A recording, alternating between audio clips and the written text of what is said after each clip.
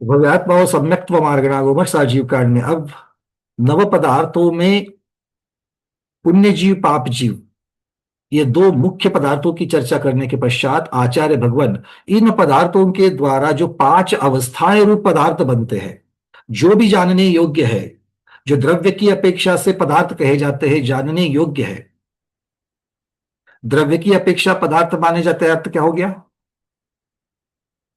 मैंने अभी अभी कहा द्रव्य की अपेक्षा से पांचों अवस्थाएं आश्रव संवर बंध निर्जरा मोक्ष, ये जो है ये जानने योग्य है द्रव्य की अपेक्षा, और इसीलिए इनको पदार्थ कहा है।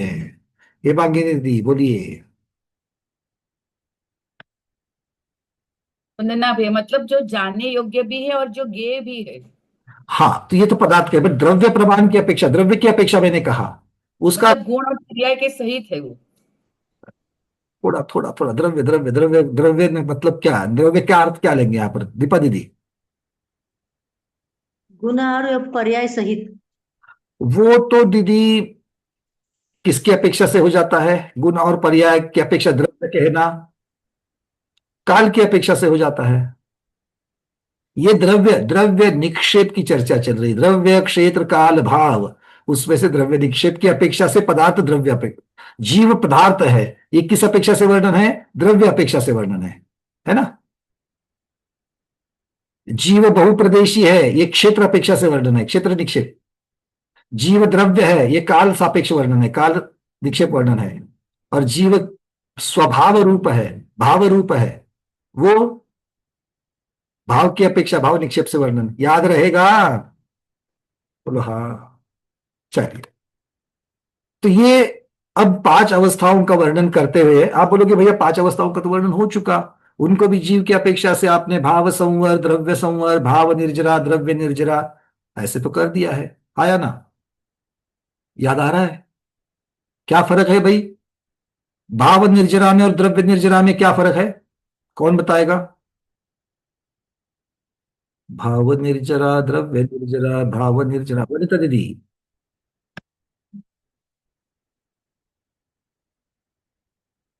हाँ जी बोलिए। हाँ, घर से कर रहा हूँ, घर से कर रहा हूँ। वंदना भैया जी। हाँ दीदी बोलिए। इन परिणामों से कर्मों की निर्जरा होती है उसे भाव निर्जरा कहते हैं। और जो साक्षात निर्जरा होती ज्ञानावरण आदि कर्मों की उसको एक देश निर्जरा होती है, उसको एक देश क्षय होना निर्जरा कहलाता है। चलिए अच्छी बात है, किंतु भाई बस यहां पर आपने द्रव्य की अपेक्षा जब कहा तो वो वहां पर साक्षात कार्बन वर्गणा ये शब्द लगा लेना, ठीक है, या फिर साक्षात वर्गणाओं की, तो ये बिल्कुल सही है। इसका मतलब है भाव रूप वर्गणा, भाव रूप जो निर्जरा है वो परिणाम जीव के है, और अब वो मीटिंग क्या की मीटिंग कहलाता है? वो जीव निर्जरा कहलाया। और अजीव निर्जरा किसे कहेंगे? साक्षात कार्बन वर्गणा, कार्ब पार्टिकल्स अपनी आत्मा से एक देश अलग होना। खैर, तो इसका तो वर्णन हो चुका है। अब आचार्य भगवान यहां पर जो वर्णन करने जा रहे हैं वो कहते हैं कि भाई उसका प्रमाण कितना है। किसका? इसका प्रमाण तो आश्रव का, संवर का, निर्जरा का, बोन बंध का और मोक्ष का, ये जो पांच अवस्थाएं हैं इनका द्रव्य प्रमाण कितना है? द्रव्य प्रमाण मतलब आश्रव में कितना द्रव्य, रॉ मटेरियल कितना परिणत होता है, बंध में कितना रॉ मटेरियल आत्मा के साथ बंधता है, संवर में कितना रॉ मटेरियल, कितना द्रव्य प्रमाण आत्मा में आने से रोकता है, निर्जरा में कितना द्रव्य प्रमाण कार्बन वर्गणाओं का निर्जरित होता है, आत्मा से अलग होता है, और मोक्ष का प्रमाण मतलब जब मोक्ष होता है, जब मोक्ष होता है, मोक्ष कितने समय में होता है? मोक्ष कितने समय में होता है? क्योंकि उतने समय में कितना द्रव्य निर्जरित होता है उसकी चर्चा वहां पर द्रव्य प्रमाण, मोक्ष का द्रव्य प्रमाण में आएगी। तो मोक्ष कितने समय में होता है शोभा दीदी? वो पांच अक्षर बोलने तक ही। वो तो 14वें गुण स्थान का काल हो गया, और 14वें गुण स्थान के अंतिम दो समय में अगर देखेंगे तो भी कर्म चिपके हुए हैं, आया ना? तो अर्थ क्या हो गया? एक समय में। पिछले समय में जो 14वें गुणस्थान का अंतिम समय था, तब बचे हुए कर्मों की निर्जरा हो रही थी कि नहीं हो रही थी? तो जब कर्म की निर्जरा हो रही थी, तब आत्मा संपूर्ण कर्म रहित था क्या? नहीं था। उसके अगले समय में आत्मा संपूर्ण कर्म रहित हो गया। तो कितना समय लगा कर्म रहित होने के लिए और मोक्ष होने के? वही तो मोक्ष है। संपूर्ण कर्म रहित होना ही तो मोक्ष है। एक समय में। क्लियर है? तो एक समय में कितना द्रव्य चला गया, वो मोक्ष के द्रव्य का प्रमाण होगा। बातें समझ में आ रही है? इस हफ्ते हमने जो बनिए की दुकान से सामान लाया, शक्कर कितनी लाई? 5 किलो लाई। तो शक्कर का द्रव्य प्रमाण कितना हो गया? 5 किलो हो गया। अभी इस समय आप और मैं दोनों भी कर्म का आश्रय कर रहे कि नहीं कर रहे हैं? कर रहे हैं। तो एक समय में आश्रय हो जाता है। तो एक समय में कितने कार्बन वर्गणा को हमने कर्म रूप परिणत किया? वो हो गया आश्रव का द्रव्य प्रमाण। आ गई बात समझ में? द्रव्य प्रमाण सबको समझ रहा है? हाँ, चलिए। क्या है, प्रमाद शब्द जो है ना, प्रमाण सब समझते हैं, द्रव्य बोलते ही फिर थोड़ा सा गड़बड़ हो जाती है। चलिए, अब आचार्य भगवान क्या कहना चाहते हैं यहां पर, इसकी चर्चा कर लेते हैं। गाथा क्रमांक 644 और 645, इन दो गाथाओं के द्वारा आचार्य भगवान हमको इन 5 अवस्थाओं का द्रव्य प्रमाण बताने जा रहे हैं। ये क्यों बताएंगे? ये क्यों बताएंगे? इसका क्या संबंध है? क्योंकि ये नव पदार्थ में से 5 पदार्थ की चर्चा है। 4 पदार्थ की चर्चा हो गई कि नहीं हो गई? जीव, अजीव, उसी के संबंधित पुण्य पाप, पुण्य पाप। तो ये 4 पदार्थ तो हो गए। अब इन्हीं 2 द्रव्यों की ये 5 अवस्था है। तो इसमें जीव और अजीव दोनों लगे हुए हैं। जीव भाव करेंगे, अजीव वो क्रिया करवाए, अजीव के साथ क्रिया होगी। 5 क्रियाएं अजीव के साथ होगी। और कौन करवाएगा? भाव की वजह से होगी। तो वो क्रिया होते वक्त एक तो क्रिया के लिए कितना समय लगता है और उस समय में कितना द्रव्य संबंधित होता है, इसकी चर्चा आचार्य भगवान कह रहे हैं। क्योंकि तभी तो हमें उस क्रिया की स्वरूप के ऊपर श्रद्धान हो जाएगा, है ना।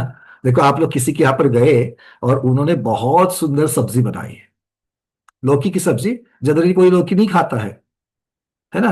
तो हम माता जी के चौके पे गए और वहां पर हमारी निर्मला दीदी ने इतनी सुंदर लौकी की सब्जी बनाई। पहली बार जब खाई, अरे खाते ही रह गए। तो जैसे ही भोजन हो गया, मौन खत्म हुआ, तो पहले निर्मला अम्मा को, निर्मला अम्मा क्या बनाया था आज आपने, ये कैसे बनाई, उसकी रेसिपी पूछी। क्या अर्थ हो गया? अगर मुझे वो चीज को जानना है, अब हर रोज तो निर्मला अम्मा तो खाना नहीं खिलाएगी, है कि नहीं है। हर तो घर में श्रीमती जी खाना खिलाएगी। तो उनको भी तो जाकर के बताना पड़ेगा कि वो सबसे पहले पूछेगी, निर्मला अम्मा ने इतना अच्छा खिलाया तो कैसे बनाई थी, तो रेसिपी बतानी पड़ेगी ताकि वो भी उस प्रकार से बनाए। तो हमें उसका स्वरूप जानना पड़ेगा। भाई आपने कितना कितना इसमें मसाला डाला, कौन कौन सा डाला, कितनी देर तक उसको पकाया, है ना। तेज आंच पर पकाया कि कम आंच पर पकाया, क्यों है मांगी दीदी, ठीक है ना। हाँ, तो ये इस तरीके से स्वरूप जब तक नहीं समझते हैं, तब तक क्या उस क्रिया के ऊपर हमारा श्रद्धान हो जाएगा? अच्छा, ऐसे बनाते हैं तो सब्जी बढ़िया बनती है, इस बात पर श्रद्धान कब होगा? जो स्वर्ग का स्वरूप जाने बिना होगा क्या? सब लोग बात समझ में की? तो ये 9 पदार्थ के ऊपर आचार्य भगवान ने तो शुरुआत में बताया था, 6 द्रव्य पंचास्तिका 9 पदार्थ के ऊपर श्रद्धान करना है तो सम्यक दर्शन होता है। और आपने और हमने मान भी लिया था, हा या ना। इसीलिए तो इतनी देर से 1.5-2 महीने से चर्चा कर रहे हैं, सबने तो की। क्यों कर रहे हैं? क्योंकि एक एक चीज का स्वरूप जानकर उसके ऊपर श्रद्धान हो जाए। तो भाई आश्रव संवर के ऊपर श्रद्धान है क्या? श्रद्धान है, मोटा मोटी में है। निर्मला अम्मा लौकी की सब्जी की अच्छी बनाती है, इसके ऊपर श्रद्धान है। किंतु पक्का होने के लिए उस प्रक्रिया के ऊपर कोई दूसरा भी बनावे, तो अगर इस तरीके से बनावे तो वो बढ़िया ही होगी, ये श्रद्धान हो जाता है। ये श्रद्धान पक्का होने के लिए उसका स्वरूप जानना जरूरी है। आश्रव होता कैसे है, निर्जरा होती कैसे है, तो प्रक्रिया आप और हम लोग जानते कि नहीं जानते? पहले तो बताया था अभी आचार्य महाराज ने, कार्ब विसरसोपचय रूप कार्बन वर्गना का कर्म रूप परिणत होना, प्रक्रिया बता दी, कितनी देर पकाना, कितनी देर सीजना, ये सब बता दिया। आत्मा के साथ में बंध को, एक क्षेत्रावघात बंध को प्राप्त होकर के बंध में रहना, बंद हो गया। एक देश आत्मा से अलग हो जाना, निर्जरा हो गया। तो प्रक्रिया सब बताई गई है। अब बात यह रहेगी कि इसमें मसाले कितने पड़ेंगे, वो भी महत्वपूर्ण है कि नहीं है? अरे बहुत महत्वपूर्ण है। और रेसिपी वाले बताते हैं चुटकी भर नमक। अब किसकी चुटकी लेना, आपकी हमारी, कौन सी चुटकी अलग अलग हो जाती है, और वही फिर सब्जी को इधर से उधर कर लेती है। स्वादानुसार नमक, हम तो इसको बिलीव ही नहीं करते। स्वादानुसार नमक का अर्थ क्या होता है? अपने अपने स्वाद के अनुसार, पर वो एक्चुअल रेसिपी नहीं है, वो है क्या, बताओ? नहीं। इसीलिए आचार्य भगवान बोल रहे हैं आपने प्रक्रिया को तो समझ लिया है, उस प्रक्रिया को और डिटेल्स में जानो। क्या जानना है भाई? कितना द्रव्य आश्रय में आता है, कितना द्रव्य बंधता है, कितना द्रव्य निर्जरा में प्राप्त होता है, मोक्ष का द्रव्य कितना है, ये सब कुछ आपको जानना है। तब जाकर के वो पूरा का पूरा पदार्थ को आप जान रहे हो। क्लियर है? इसीलिए इसको जानना है। अब जानेंगे तो हम पक्का हो जाएगा। तो आचार्य भगवान यहां पर गाथा क्रमांक कह रहे हैं, अब यहां से मैं आपको शेयर कर रहा हूं दो गाथाओं को।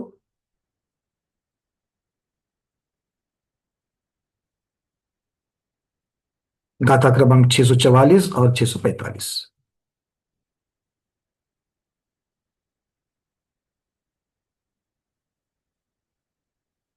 चलिए।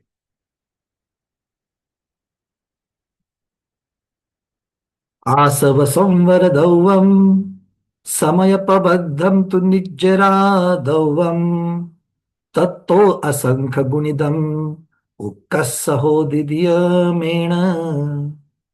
बंधो समयपबद्धो किंचूनदिवड्ढमेत्त गुण हानि मोक्षो यहोदि एवं सद्दहि ददव्वातु दुच्चट्ठा। कितना सुंदर लिखा है, देखिए एक एक शब्द बिल्कुल समझ में आ जाने जैसे है। क्या कह रहे हैं?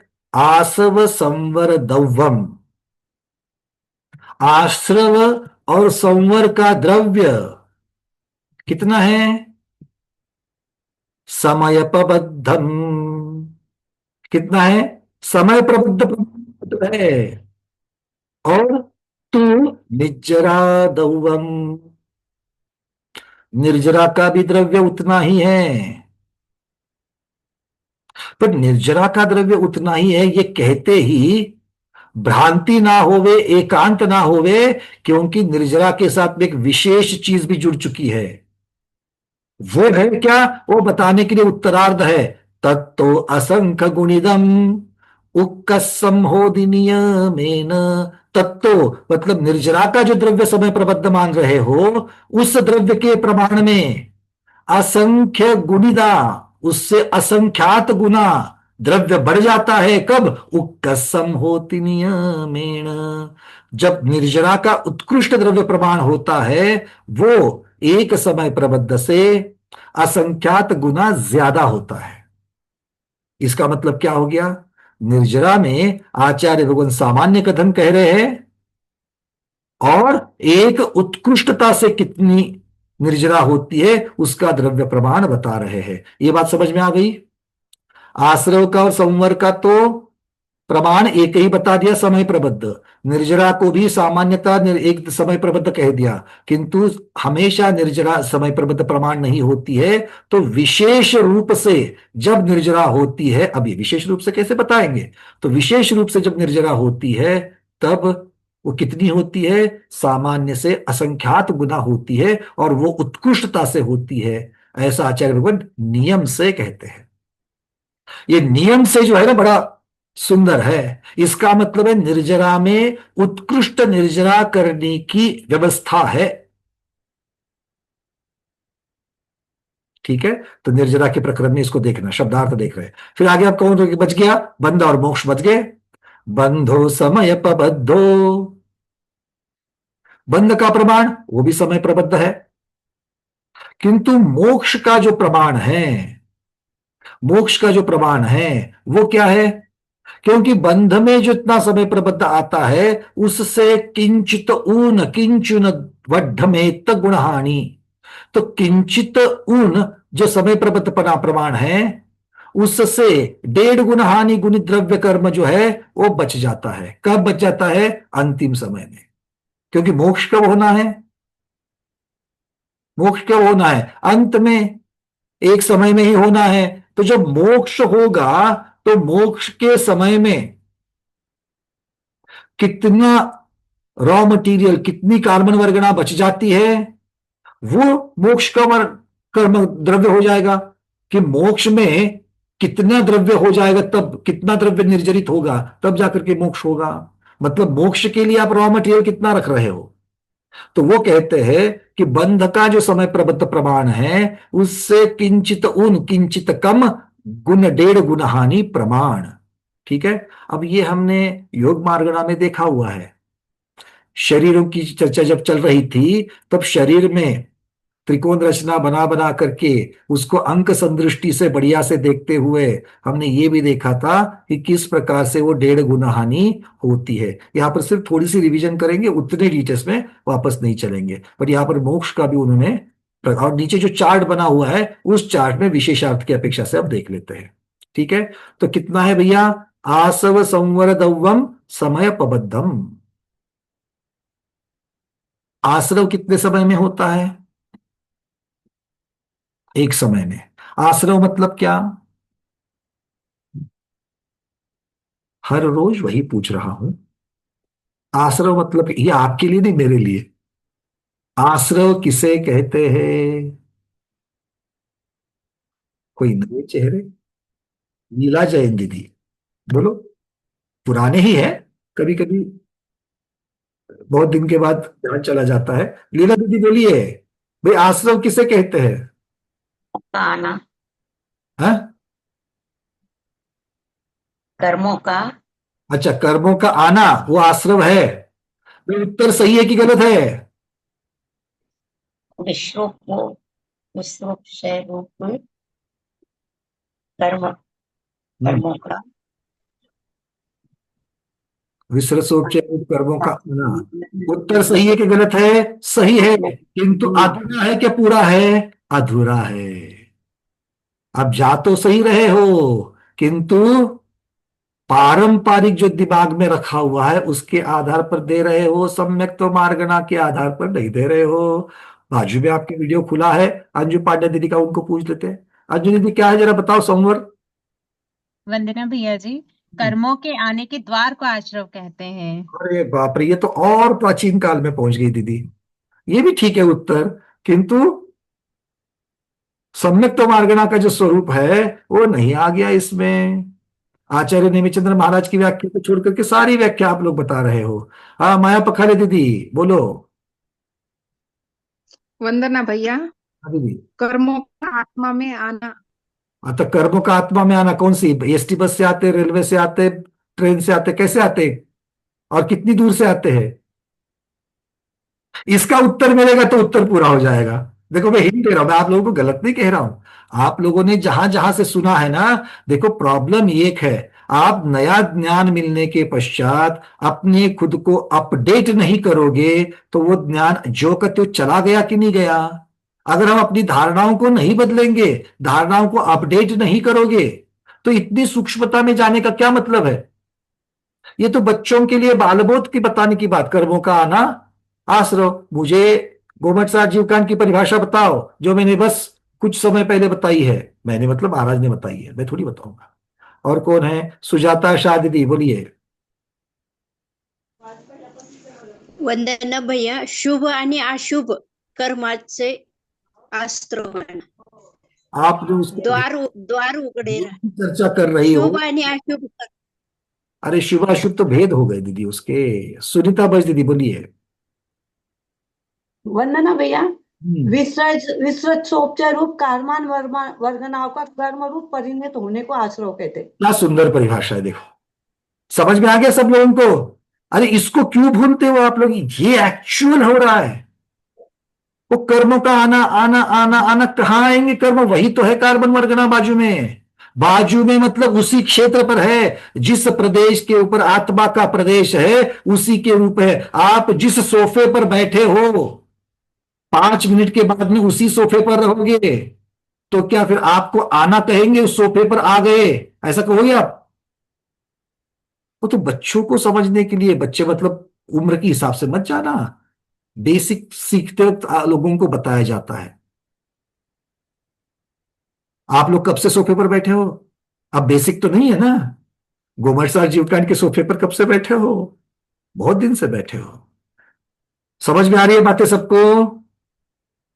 विश्वसोपचय रूप कार्बन वर्गणा का कर्म रूप परिणत हो जाना, ये आश्रव कहलाता है। ये जिन परिणामों से होगा वो भाव आश्रव, और जिन कार्बन वर्गणाओं के साथ होगा वो द्रव्य आश्रव। अरे हाँ या ना? कुछ नया तो नहीं सीख रहे हो? नहीं। चलिए, बहुत बढ़िया, ठीक है। इसके आगे जब भी इनकी चर्चा चलेगी 5 अवस्थाओं की, आपको सूक्ष्मता से ही उत्तर देना है, ठीक है। चलिए, बहुत बढ़िया, अब चलते आगे। सब लोग हैंड रेज निकाल देना। तो ये आश्रव की प्रक्रिया कितनी देर में हो रही है? आश्रव की प्रक्रिया कितनी देर में हो रही है? अलका बरजत दीदी,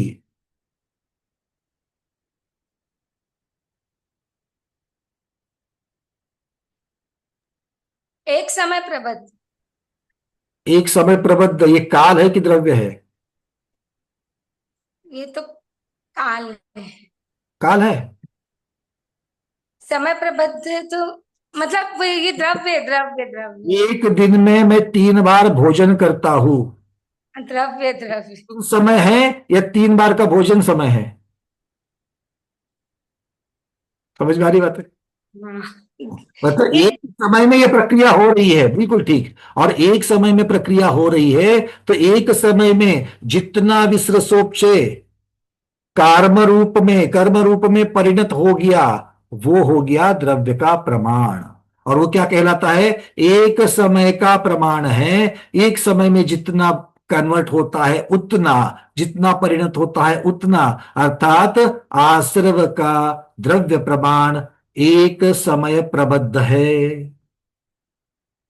क्योंकि प्रक्रिया ही एक समय में पूर्ण होती है, तो एक समय में विश्रसोपचय रूप से कार्बन वर्गणा कर्म रूप जो जितनी परिणत हो जाती है, वो द्रव्य प्रमाण, वो मटीरियल का प्रमाण, वो वर्गणाओं का प्रमाण, वो अजीव का प्रमाण क्या कहलाता है? आश्रव का द्रव्य प्रमाण कहलाता है, जो कि एक समय प्रबद्ध है। क्लियर? चलिए, बहुत बढ़िया। अब इस प्रकार से बंध का बताओ। अच्छा, बंध की आगे आ जाएगी। संवर का बताओ। संवर किसे कहते हैं? अब मत बोलना कर्मों का आना रुक जाना, वो मत बोलना, वो छोड़ करके दूसरा को। मैं उसका गलत नहीं कह रहा हूं, यहां पर उसका औचित्य नहीं है, इतना ही है, ठीक है ना? हाँ, चलो। संवर किसे कहते हैं? अब कोई तो आज जिन्होंने अब तक उत्तर नहीं दिया है, प्रमोद जी बोलिए, चलिए। विश्वसोपचय कार्बन वर्गणाओं का द्रव्य परावर्तन होना रुक जाना। बहुत बढ़िया। कर्म रूप जो परिणमन हो रहा है विश्रसोपचय रूप कार्बन वर्गणाओं का, वो रुक है।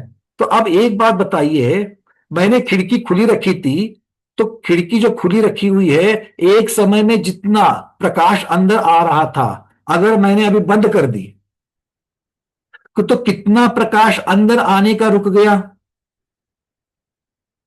जो आ रहा था वही रुकेगा। जितना द्रव्य अंदर आ रहा था उतना ही रुकेगा। तो संवर आश्रव के विरुद्ध है। तो आश्रव में जितना द्रव्य प्रमाण परिणत हो रहा था उतना ही परिणत होने से रुक जाएगा। तो संवर का द्रव्य प्रमाण क्या होगा? सुनीता उकलकर दीदी। एक समय प्रबद्ध। एक समय प्रबद्ध। जो आश्रव का प्रमाण वही संवर का द्रव्य प्रमाण। क्लियर है? इसलिए आचार्य भगवान यहां पर कह रहे हैं, क्या कह रहे हैं? आसव संवर दौवम समय पबद्धम तु। अब चर्चा आती है निर्जरा की। अब चर्चा आएगी निर्जरा की। सारे लोग अपने हैंडल्स निकाल देना। अब चर्चा आएगी निर्जरा की। हमने शब्दार्थ में देखा था कि इसके साथ दो प्रक्रिया है, एक साधारण और एक विशेष। तो एक बात बताइए, सबसे पहले निर्जरा की जब चर्चा चलती है, सम्यक्त मार्गणा का प्रकरण है, मिथ्या दृष्टि की निर्जरा होती है क्या? मिथ्या दृष्टि की निर्जरा होती है? कितने लोगों को लगता है कि होती है? हाथ ऊपर करें। अच्छा, और कितने लोगों को लगता है कि नहीं होती? अब हैंडल्स हटा देना। कितने लोगों को लगता है कि मिथ्या दृष्टि की निर्जरा नहीं होती? एक हाथ ऊपर है, दो हाथ ऊपर है। सुभद्रा दीदी ऐसे ऐसे मतलब सिग्नलिंग, हाँ या ना? आप ऐसा करके छोड़ रही है, ऐसा करके छोड़। अच्छा, तो सुभद्रा दीदी को भी पूछ लेते हैं। चलो ठीक है, दीदी बोल दीजिए, अनम्यूट किया है। मिथ्या दृष्टि की निर्जरा होती है क्या? वंदना भैया जी, होती है, काम निर्जरा होती वो कौन सी होती है बाद में देखेंगे। तो निर्जरा होती तो है, होती है? होती है। अच्छा, मुझे लगा कि आपने ना होती नहीं है उसके लिए हाथ ऊपर किया है। क्यों हेमांगी दीदी, होती है क्या? यही सम्यक के प्रकरण में जब सम्यक दृष्टि और वृत्ति को ही पुण्य जीव कहा है, तो फिर मिथ्या दृष्टि की कैसे होगी? अच्छा, देखो दीदी, ये ऐसे सोचने की जरूरत ही नहीं है ना? क्योंकि यहां पर अकेले पुण्य जीव की चर्चा चल रही है क्या? पांचों व्यवस्था, पांचों प्रक्रियाएं जो है, वो पांचों प्रक्रिया जीव के साथ हो रही है, पर पुण्य जीव के साथ भी हो रही है और पाप जीव के साथ भी हो रही है। ऐसा तो है नहीं है कि सम्यक्त मार्गणा का प्रकरण है तो आश्रव संवर बंध निर्जरा ये चीजें मिथ्या दृष्टि की नहीं होती है। मोक्ष की बात छोड़ दो, पर ये चीजें और संवर की बात छोड़ दो, तो आश्रव, बंध और निर्जरा ये तीनों मिथ्या दृष्टि की भी हो रहा है। तो इसका मतलब मिथ्या दृष्टि की भी निर्जरा होती है। अरे अगर निर्जरा नहीं होगी तो उसकी आयु कैसे घटेगी? मिथ्या दृष्टि की निर्जरा नहीं होगी, आयु कर्म की निर्जरा हो रही कि नहीं हो रही? बाकी कर्मों की तो हो ही रही है, बट आयु कर्म की क्षणे क्षणे प्रति समय आयु कर्म मिथ्या दृष्टि का भी तो घट रहा है कि नहीं घट रहा है? कितना घट रहा है? आचार्य कहते समय प्रबुद्ध। और ये सामान्य, जिसे स्वकाल निर्जरा कहते हैं। क्या कहते हैं? स्वकाल। स्वकाल का अर्थ क्या हो गया? अपने समय से प्रति समय होने वाली निर्जरा, जो नियम से होती है, जो नियम से होती है। किंतु कुछ विशेष परिस्थितियों में, कौन सी विशेष परिस्थितियां? जैसे कि अब हेमांगी दीदी आप जो कहा तो वो प्रकरण भी यहां पर आ जाएगा कि जैसे ही जीव मिथ्यात्व को छोड़ करके सम्यक्त को धारण करता है, असंयम को छोड़ करके संयम को धारण करता है, तो फिर उसकी निर्जरा बढ़ जाती है। क्या इसके पहले सिद्धांत चक्रवर्ती देवीचंद्र महाराज ने कहीं पर ऐसा प्रकरण हमको बताया है कि भाई हाँ इसकी इतनी निर्जरा होती है, इससे ज्यादा इसकी होती है, इससे ज्यादा इसकी होती है, इससे ज्यादा इसकी होती है? ऐसा कहीं निर्जरा का प्रकरण आया है? क्यों स्मिता दीदी, ऐसा कहीं प्रकरण आया है अब तक के विषय में? तसं आलंच नाही, सगळे जसं जसे भाव होतील त्याप्रमाणे त्यांची त्यांची निर्जरा होणार. नेमिचंद्र महाराज ने अब तक कहीं पर ऐसा बताया है क्या कि भाई मिथ्या दृष्टि की इतनी होती है, सम्यक दृष्टि की इतनी होती है? ऐसा नहीं। स्मिता दीदी का कहना है नहीं। क्यों भाई, ऐसा किसी ने बताया? क्यों दीपा दीदी, क्या लग रहा है आपको? हाँ, मिथ्या दृष्टि से सम्यक दृष्टि की निर्जरा ज्यादा होती है। ऐसा नेमिचंद्र महाराज ने बताया है क्या गोमट सर में? प्रश्न ये है। हाँ, और देशवृत्ति की उससे ज्यादा, और देशवृत्ति से सत्तर बिल्कुल ठीक कह रही है, किंतु बताया है। नेमिचंद्र सिद्धांत चक्रवर्ती महाराज ने अब तक की जो गाथाएं हुई है उसमें बताया है क्या? प्रश्न ये बताया है। बताया है। किरण जैन दीदी तो ना कह रही है। हाँ बताया, दीपा दीदी बताइए तो।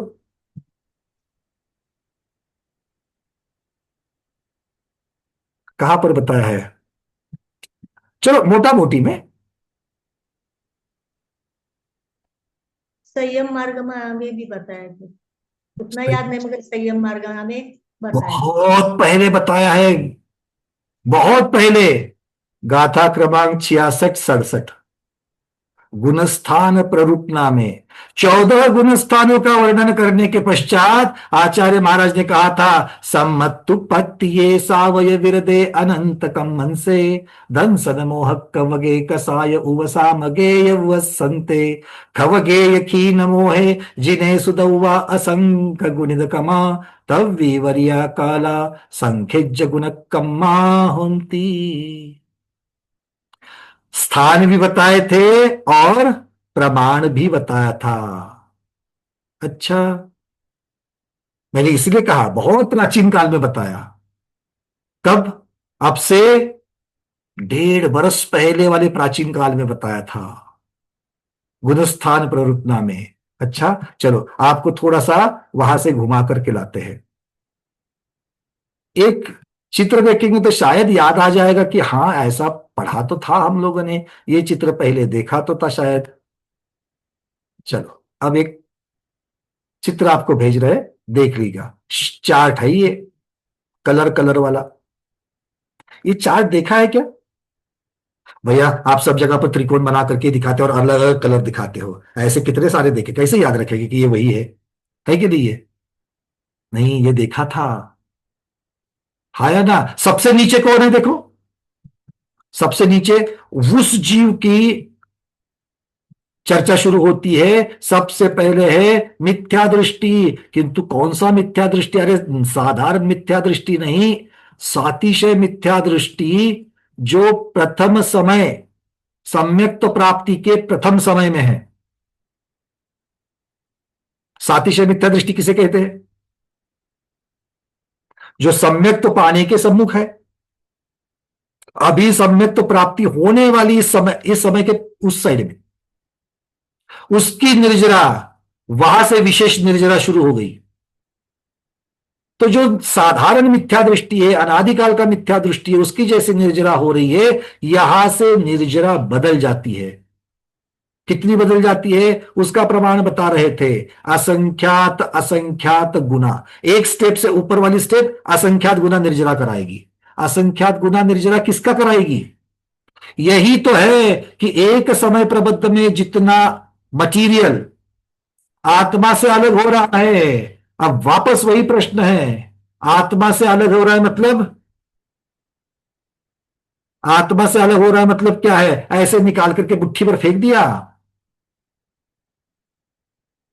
आत्मा से अलग हो रहा है मतलब निर्जरा में क्या हो रहा है? निर्जरा में आश्रव के एग्जैक्ट उल्टा हो रहा है। वहां पर विसरसोपचय रूप कार्बन वर्गना कर्म रूप परिणत हो रही है, और निर्जरा में कर्म रूप वर्गना विसरसोपचय रूप में परिणत हो रही है। उसका आत्मा के साथ जो बंध हुआ था वो बंध टूट रहा है, और वो वापस विसरसोपचय रूप में कहीं नहीं जा रही है। ऐसा मत सोचना यहां से निकल करके भेजी तो दिल्ली तक पहुंच गई, नहीं, वो वही है। अब ये ग्रहित वर्गणा हो गई, अब ये उस जीव के लिए ग्रहित वर्गणा हो गई, और वो विसरसोपचय रूप में परिणत हो गई। ये निर्जरा कितना मटीरियल? एक समय प्रबद्ध, किंतु किसका? सामान्य वाले का। यहां से बदल रहा है। अब जो एक समय प्रबद्ध में जितना मटीरियल कर्म से कार्बन वर्गणा में परिणत हो गया, विसरसोपचय रूप में परिणत हो गया, उससे असंख्यात गुना किसका होगा? सातिशय मिथ्या दृष्टि का होगा। सातिशय मिथ्या दृष्टि का एक समय में जितना द्रव्य परिणत हो गया, उससे असंख्यात गुना अविरत सम्यक दृष्टि चतुर्थांग गुणस्थानवर्ती जीव का चौथे गुणस्थान में जब तक है तब तक। सम्यक को प्राप्त करते ही निर्जरा बढ़ गई, असंख्यात गुनी निर्जरा हो रही है, और उससे भी असंख्यात गुनी निर्जरा कब हो रही है? पंचम गुणस्थान को स्वीकारते ही। जैसे ही अनुव्रत लेकर के पहली प्रतिमा को धारण कर लिया, सम्यक दृष्टि चौथे गुणस्थान वर्षित से असंख्यात गुना निर्जरा। सोते वक्त इस भावना के साथ सो रहा हो कि मुझसे किसी का नींद में भी संकल्पी हिंसा ना होवे। रात में स्वयं सो रहा है और निर्जरा असंख्यात गुनी हो रही है। आपकी एफडी कैसे काम करती है? आपने एफडी एक बार बैंक को पैसे सौंप दिए, हर रोज उसका ब्याज निकल रहा है कि नहीं निकल रहा है? आप इधर सो रहे हो, खा रहे हो, धो रहे हो, कुछ भी कर रहे हो, तो भी वहां पर ब्याज बढ़ रहा है कि नहीं बढ़ रहा है? ऐसा ही यहां पर निर्जरा का है। आप सोते हो तो भी निर्जरा असंख्यात गुना असंख्यात गुना असंख्यात गुना होती है। समझ में आ गया? चौथे गुणस्थान से पांचवें गुणस्थान में ज्यादा। देशव्रती से महाव्रती की ज्यादा। कौन सा पसंद करोगे? महाव्रती वाली पॉलिसी लेना चाहोगे या देशव्रती वाली? भैया महाव्रती का तो प्रीमियम थोड़ा ज्यादा है, हमारे बजट के बाहर है ना? कोई बात नहीं, हम देशव्रती वाली भी ला करके, कम से कम देशव्रती वाली तो ले लो। और जिन्होंने लिए वो कैसे माला माल हो गए जरा उनको पूछ लेना। कहा गए हमारे विके जैन साहब? हाँ है, विके जैन साहब माला माल हो गए ना? अरे असंख्यात असंख्यात गुनी निर्जरा हो रही है। सुभद्रा दीदी को पूछ लो, और जितने भी लोगों ने दो दो कहा गया, हमारे वो मीनाक्षी दीदी, सब लोग दो प्रतिभा के नियम लेकर के ऊपर ऊपर के नियम प्रतिभाओं में चढ़ रहे हैं। और प्रथम वाले तो हमारे है ही सब। क्लियर हो रहा है सबको? असंख्यात गुनी निर्जरा, देखो उसके ऊपर देशवृत्ति से ज्यादा महाव्रती, महाव्रती से ज्यादा किसकी है? अनंतानुबंधी की विसंयोजना करने वाला। और वो भी कब? कृत वेदक अवस्था अथवा द्वितीयोपशम के प्राप्ति के समय। अनंतानुबंधी की विसंयोजना बहुत बार होती है। क्षायिक सम्यक्त को प्राप्त करने की जो पूरी विधि बताई थी उसमें पहले कृत वेदक होगा, उसके बाद में वो क्षायिक सम्यक्त को प्राप्त करेगा। मतलब कृत वेदक जब हो रहा है तब देशवृत्ति से ज्यादा है उसकी निर्जरा, या फिर जब द्वितीयोपशम के प्रथम समय में है तो भी उसकी ज्यादा है। अब इनसे भी ज्यादा किसकी है? इनसे भी ज्यादा क्षयिक सम्यक दृष्टि, जो दर्शन मोह की क्षपना कर चुका है, भले चौथे गुणस्थान में हो, भले चौथे गुणस्थान में हो, देख लेना। फिर आगे चल करके क्षयिक सम्यक दृष्टि से ज्यादा उपशम श्रेणी के महामुनिराज, जो चारित्र मोह की उपशमना कर रहे हैं, जो चारित्र मोह की उपशमना 8वां 9वां 10वां या 11वां गुणस्थान, इस प्रकार से उनकी चल रही है। तो चारित्र मोह उपशमक 8वें 9वें 10वें में बढ़ती बढ़ती जाएगी। वो सबसे ज्यादा 11वें गुणस्थान वर्ती मुनि, जो अब उपशम की चरम सीमा में पहुंच गए हैं। उससे ज्यादा कौन किसकी निर्जरा होगी? क्षपक श्रेणी के मुनिराज, 8वें 9वें 10वें गुणस्थान वाले। उससे ज्यादा किसकी होगी? क्षीण मोही गुणस्थान में 12वें गुणस्थान वर्ती मुनिराज की। और उनसे ज्यादा असंख्यात गुना किसकी होगी? जिनेन्द्र भगवान की होगी, केवली भगवान की होगी। तो ये है असंख्यात असंख्यात असंख्यात गुनी। तो अर्थ क्या हो गया भाई? अर्थ क्या हो गया? अर्थ तो यही हो गया कि निर्जरा का प्रमाण सामान्यता से एक समय प्रबद्ध है, किंतु उत्कृष्ट से जब निर्जरा होती है तो वो उसका निर्जरा का उत्कृष्ट प्रमाण भी पाया जाता है, जो सामान्य निर्जरा का असंख्यात गुना अधिक होता है। एक से दूसरे असंख्यात असंख्यात असंख्यात उत्कृष्ट केवली भगवान की हो रही है, तो केवली भगवान की निर्जरा सामान्य निर्जरा से असंख्यात गुना हो जाएगी। ठीक है, क्योंकि असंख्यात असंख्यात को जितनी बार आप असंख्यात करते जाओगे तो भी वो असंख्यात ही होने वाला है। चलिए, आचार्य भगवान यहां पर विराजमान है। ज्ञान योगी आचार्य भगवान श्री विद्यानंद जी महामुनिराज की जय। नमोस्तु नमोस्तु नमोस्तु आचार्य।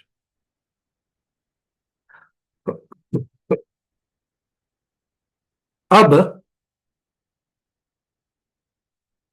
एक को होस्टिंग आचार्य को मिल गई है ना?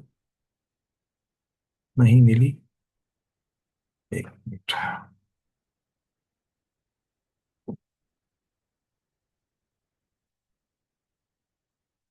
आचार्य को होस्टिंग आप अपना अपना वीडियो जब चाहे खुद।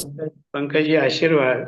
हाँ जी। अभी जो चर्चा जीवकांड की चल रही ना, हाँ, मेरी ये जिज्ञासा है, एक मिथ्या दृष्टि समय दृष्टि बनने के पहले सादृश्य मिथ्या दृष्टि होता है, माने जिसे हम भद्र मिथ्या दृष्टि कह सकते हैं, जिसे अपन सम्यक दर्शन के सन्मुख है, वो भी जब मिथ्या दृष्टि की अपेक्षा अनंत गुना असंख्यात गुना अधिक कर्म की निर्जरा करता है, तो इसी प्रकार एक अविरत सम्यक दृष्टि जब देश प्रति बनने लगता है अथवा उसके सन्मुख होता है, तो वो भी असंख्यात गुने अधिक निर्जरा क्यों नहीं कर सकता।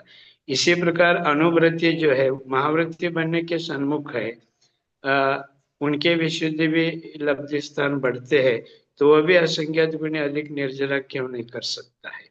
जब आप मिथ्या दृष्टि से सम्यक दृष्टि बनने के सन्मुख की निर्जरा स्वीकार किया है, तो ऐसे देश वृत्ति अथवा महावृत्ति बनने के सन्मुख के भी विशुद्ध लब्धि स्थान बढ़ते हैं, तो वहां भी असंख्यात गुने अधिक लेना चाहिए था। गुरुदेव, इसका अर्थ सिर्फ हम लोगों को सही लगाना है, क्योंकि जब गुणस्थान प्रवृत्तना में आचार्य भगवान सम्मत उपत्तिये ये शब्द लगा करके सातिशय मिथ्या दृष्टि की जो चर्चा है उसको विराम दे देते हैं। सातिशय मिथ्या दृष्टि का अर्थ ये लगाया उन्होंने, सम्मत उपत्तिये, अर्थ ये हो गया दर्शन मोह का उपशन करके प्रथम सम्यक्त्व के उत्पत्ति का उपाय। मतलब अब वो जीव मिथ्या दृष्टि नहीं है, तो मिथ्या दृष्टि से अब वो तो उसकी जो निर्जरा का जो कारण है असंख्यात गुणी, वो सम्यक्त्व है, और चूंकि सम्यक्त्व है तो आगे भी सम्यक्त्व ही है। और वैसे देखा जाएगा तो फिर क्षायिक सम्यक दृष्टि की अपेक्षा से अगर देखा जाए तो बीच में देशवृत्ति से भी ज्यादा अगर हम देखेंगे, मैं फिर से वो चार्ट एक बार दिखाना चाहता हूं यहां से।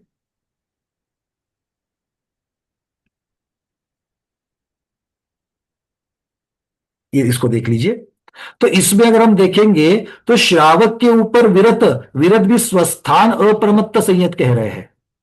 मतलब मुनिराज की दीक्षा होते हुए जब वो दीक्षा के समय में जो पहले 7वें में जाकर के 6ठे में आते हैं, तो दोनों भी महाव्रती है, तो महाव्रती का विरत का अर्थ वहां पर नेमिचंद्र सिद्धांत चक्रवर्ती महाराज ने जो किया है वो मुख्यता से संस्थान अप्रमत्त संयत की अपेक्षा से लिया है। तो यहां पर शब्दार्थ में अगर हम लोग देखेंगे गुणस्थान प्ररूपना की, तो सम्मत उत्पत्ति ये उन्होंने बताया कि दर्शन मोह का उपशम करके प्रथम सम्यक्त्व के उत्पत्ति का उपाय। सावय का तो ठीक है, देश विरति सीधा सीधा है, विरदे अर्थात संयत, पर संयत की अपेक्षा से जब उन्होंने कह दिया, संयत में भी उन्होंने मुख्यता से संयत अलग अलग प्रकार के संयत है, तो उसमें यहां पर कहां से असंख्यात गुण श्रेणी निर्जरा चालू होती इतना ही बता रहे हैं। देशवृत्ति का अर्थ यह नहीं होगा कि सिर्फ अकेले पहले प्रतिभाधारी, तो असंयत सम्यक दृष्टि से देशवृत्ति की निर्जरा कौन से स्थान पर बदलना चालू होती है, इसकी अपेक्षा से उन्होंने बदलाव का स्थान, क्योंकि जिसको निर्जरा स्थान कह दिया वो बता दिया। अब इसका अर्थ यह नहीं है कि पहले प्रतिभाधारी की भी उतनी होगी और 10वें और 11वें गुण स्थान प्रतिभाधारी की भी उतनी होगी, नहीं, वो तो चारित्र में होने का जैसे जैसे जैसे जैसे उनका शक्ति बढ़ती जाएगी, विशुद्धि बढ़ती जाएगी, निर्जरा उतनी उतनी उनकी ज्यादा बढ़ती जाएगी। तो उन्होंने लेते हुए यहाँ पर चूंकि गुणस्थान प्ररूपना का प्रश्न है, इसीलिए उन्होंने वो गुणस्थान प्ररूपना की अपेक्षा से वर्णन कर लिया। ये महत्वपूर्ण बात है। ये माने देश वृत्ति जिन्हें अपन श्रावक या अनुवृत्ति कहते हैं, वहां से सीधा वह सप्तम गुण स्थान को स्पर्श करते हैं। हाँ। बाद में फिर 6ठे गुण स्थान में आ जाते हैं, जिसको 14 प्रस्थापन चारित्र कह सकते हैं। लेकिन श्रावक व्रत से अथवा अवृत सम्यक दृष्टि से जब वो आगे जंप लेंगे तो पहले 7वें गुण स्थान को स्पर्श करेंगे, ऐसा जिसको सामायिक चारित्र कह सकते हैं। बिल्कुल, तो ये निर्जर स्थान की अपेक्षा से वर्णन है ये, तो जो और कहां पर होगा उसकी चर्चा कर जी। माने निर्जरा स्थान जो 11 है ना, उसका निरूपण यहाँ चल रहा है, जिसका वर्णन तत्व सूत्र के 9वें अध्याय के 45 नंबर के सूत्र में भी दिया गया है। वहां भी है, बिल्कुल ठीक जी। तो वहां पर गुणस्थान प्ररूपना में निर्जरा स्थान बता दिए हैं और वहां पर प्रमाण असंख्यात गुना बता दिया गया।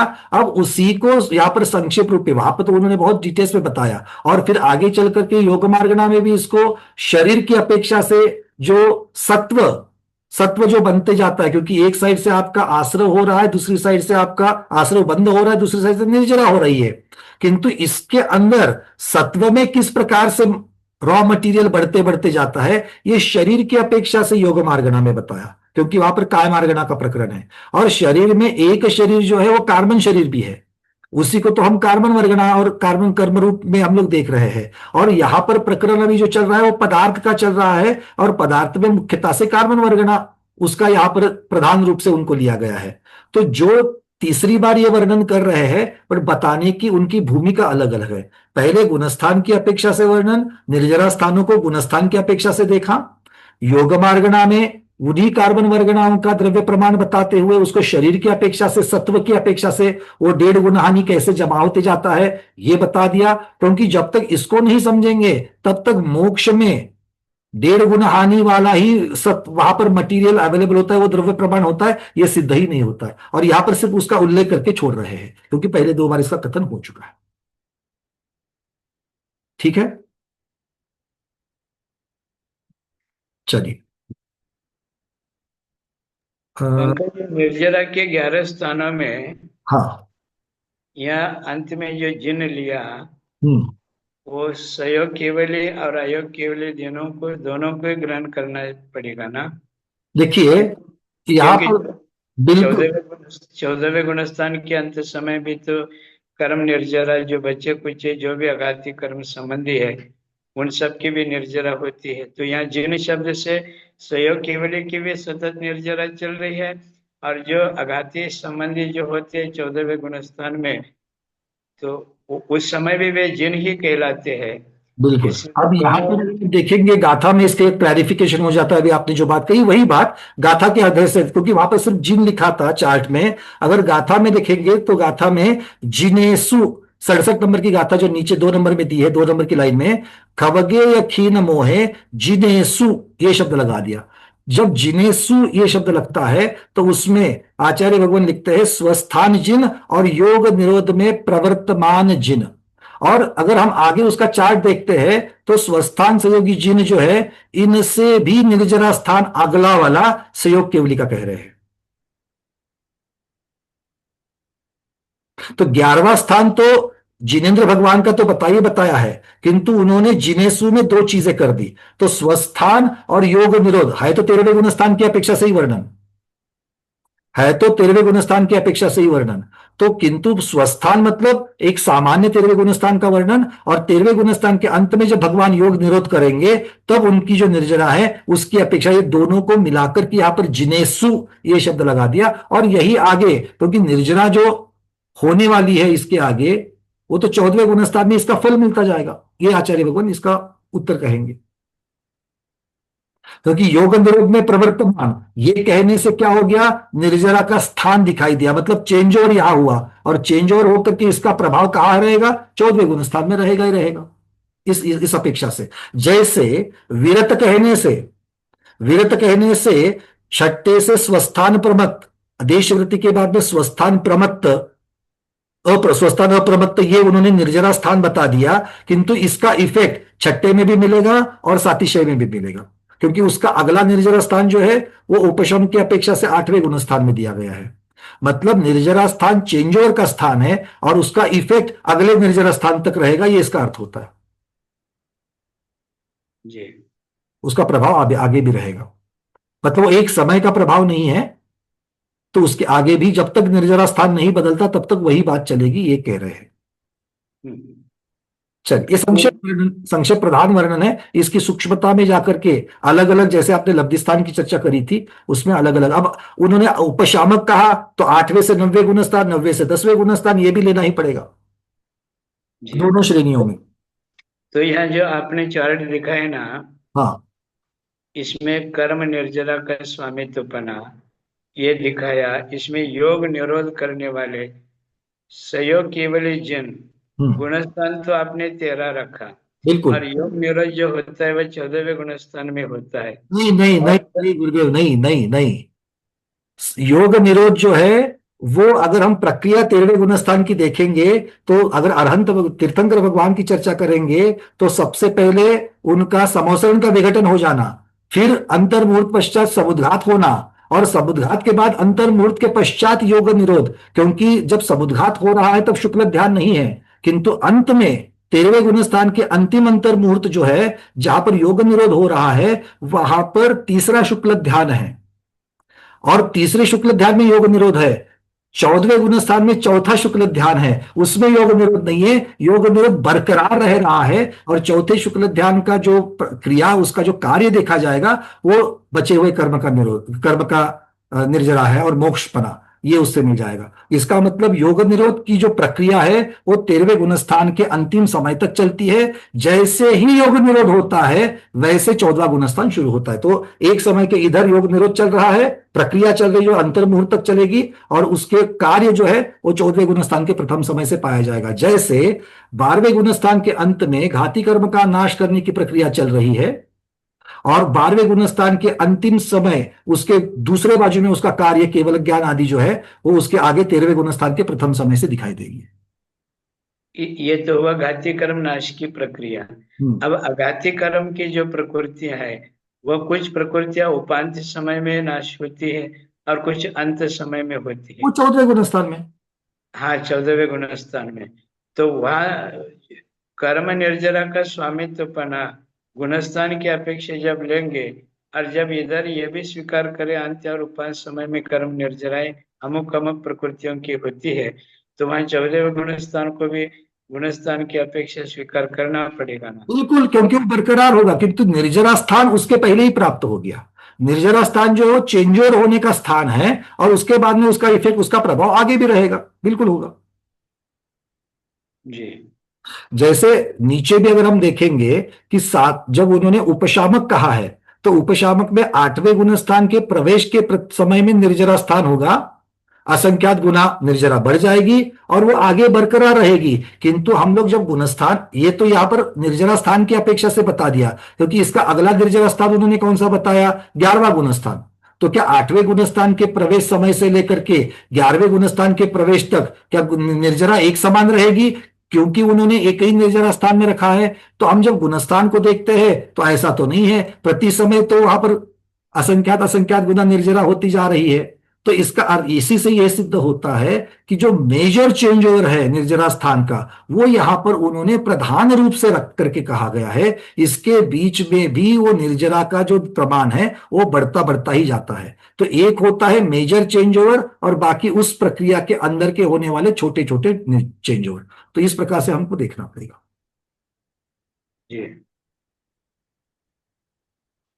इसके ऊपर कोई प्रश्न उठ रहे हैं क्या? हाँ, अर्चना दीदी और मीनाक्षी दीदी बोलिए। गुणस्थान प्रवृत्ता में नहीं चलना है, समय तो आग्रह चल रही है, बोलिए। वंदना भैया जी, ये दर्शन मोह छपक के समय आपने बता रहे थे जब ट्रायंगल वाला, तो उसमें बोला था चाहे चौथे गुण स्थान में ना क्यों ना हो, अनंत गुणी निर्जरा हो रही, तो दर्शन मोह छपक तो काफी ऊपर था, तो चौथा गुण स्थान का ये देव की उसके लिए लिया गया क्या? देखो, मुख्यता से वो प्रक्रिया, और वो भी क्या कह रहे हैं कि दर्शन मोह क्षपक के पहले अनंतानुबंधी की भी संयोजना कह रहे हैं। तो अनंतानुबंधी की विसर्जना तो बहुत जगह पर होती है, तो उसमें से उन्होंने दो चीजें वहां ली है। अगर कोई द्वितीयोपशम प्राप्त कर रहा है उसकी अपेक्षा से, तो द्वितीयोपशम कौन प्राप्त करते हैं? मुनिराज प्राप्त करते हैं, तो उनकी अपेक्षा से तो वर्णन चौथे का नहीं आएगा। किंतु अगर हम शपथ की अपेक्षा से लेंगे, मतलब जो क्षायिक सम्यक दृष्टि की अपेक्षा से लेंगे, तो क्षायिक सम्यक तो चौथे गुण स्थान में भी किया जाता है। पर चूंकि निर्जरा का प्रकरण है और उसके लिए चौथे गुणस्थान में अगर कोई क्षायिक सम्यक तो प्राप्त कर रहा है और अनंतानुबंधी भी संयोजना कर रहा है, तो उसका जो पुरुषार्थ है वो पुरुषार्थ विशुद्धि की अपेक्षा से बहुत बड़ा है। वो कहने मात्र के लिए चौथा गुणस्थान है। लेकिन ऐसे कौन से जीव होते होंगे भैया जी जो चौथे गुण स्थान में मतलब इस टाइप वाली निर्जरा करे? राजा, श्रेणिक राजा देखो। अच्छा, हाँ हाँ, चौथे गुणस्थान में तो क्षायिक सम्यक तो प्राप्त किया है। हाँ, सही सही, तो यहाँ पर वो गुणस्थान महत्वपूर्ण नहीं है, तो वहां पर वो प्रक्रिया महत्वपूर्ण है, जिस प्रक्रिया में वो जीव उस प्रक्रिया की वजह से, और वो भी उन्होंने क्या कहा, कृतकृत वेदक की अपेक्षा, और फिर कृतकृत वेदक की अपेक्षा से भी जब क्षपना हो जाती है, क्षपना हो जाने के बाद में और ये मत सोचना कि उतनी ही रहेगी, क्योंकि फिर चौथे गुणस्थानवर्ती क्षायिक सम्यक दृष्टि जब 5 शपक श्रेणी आरोहण करने के लिए जाएगा, तो ऊपर ऊपर जैसे जैसे चलेगा तो वैसे वैसे उसकी भी तो निर्जरा और होनी ही होनी है, अलग कारणों से निर्जरा होनी है। दर्शन क्षपना की वजह से भी निर्जरा होती है, चारित्र मोहन की क्षपना और उपक्षपना की अपेक्षा से भी निर्जरा होती है। ठीक है, तो इसको एकांत नहीं मानना है। ये निर्जरा के स्थान मतलब मेजर चेंज ओवर जहां जहां हो सकता है उसकी अपेक्षा से वर्णन है, इस अपेक्षा से इसको लेना। ठीक है, चलिए मीनाक्षी दीदी। हाँ, मेरा यही प्रश्न था कि छठे गुण स्थान वाला मुनि महाराज और उससे ज्यादा चतुर्थ गुण स्थान वाला अनंतानुबंधी की विश्व योजना करने वाला और दर्शन मौनि क्षय करने वाला का ज्यादा निर्जरा कैसे होती होगी, वही प्रश्न था मेरा। एक प्रश्न मैं आप लोगों को पूछूं तो ये और भी क्लियर हो जाएगा। क्या सिर्फ अकेले गुणस्थान की ही विशेषता है? प्रश्न ये कह रहा हूं मैं, क्योंकि अगर हम गुणस्थान की अपेक्षा से निर्जरा स्थान की तरफ को देखेंगे तो क्या अकेले गुणस्थान की इंपॉर्टेंस है? 7वें गुणस्थान में मुनि महाराज है पर क्षायोक्षमिक सम्यक दृष्टि है, शपथ श्रेणी आरोहण कर पाएंगे? क्यों? गुणस्थान तो 7वां है उनका, और इसके आगे तो 8वां गुणस्थान आना चाहिए, क्यों नहीं जाएंगे? मतलब वहां पर क्षायिक सम्यक तो महत्वपूर्ण है और वो 7वें गुणस्थान में क्षायिक सम्यक को प्राप्त कर सकते हैं। तो इस बात को समझ लेना कि अकेला गुणस्थान महत्वपूर्ण है, ये एकांत नहीं पालना है, उसके साथ में और जो जो पात्रताएं लगती है वो भी इंपॉर्टेंट है। कोई जीव 8वें गुणस्थान में चढ़ गया तो 8वें गुणस्थान का वर्णन किसकी अपेक्षा से करोगे? दर्शन मोह की अपेक्षा या चारित्र मोह की अपेक्षा से करोगे? चारित्र मोह ने। वही उसके लिए एक ही पॉसिबिलिटी है। दर्शन मोह की बात तो खत्म हो गई। अब 8वें गुणस्थान में चारित्र मोह की अपेक्षा से वर्णन होगा तो एक उपशमना करने के लिए चढ़ रहा है, एक क्षपना करने के लिए चढ़ रहा है, किंतु मेरे पास क्षायिक सम्यक दृष्टि चढ़ रहा है 8वें गुणस्थान में। यह जरूरी नहीं है कि वो क्षपक श्रेणी ही आरोहण करे, उसकी आयु बंध चुकी है, उसके पास वज्र वृषभ नाड़ा सहनन नहीं है, तो क्या वो क्षपक श्रेणी चढ़ पाएगा? मतलब वहां पर गुणस्थान और क्षयिक सम्यक्त्व ये दो चीजें होकर के भी वो क्षपक श्रेणी नहीं चढ़ पाएगा। वहां की उसकी अपनी अपनी पात्रताएं, उस जगह पर अपनी अपनी पात्रताएं महत्वपूर्ण होती है। अकेला गुणस्थान सारे कार्य के लिए जिम्मेदार नहीं होगा, ये बात को समझ लेना। भाई क्लियर है?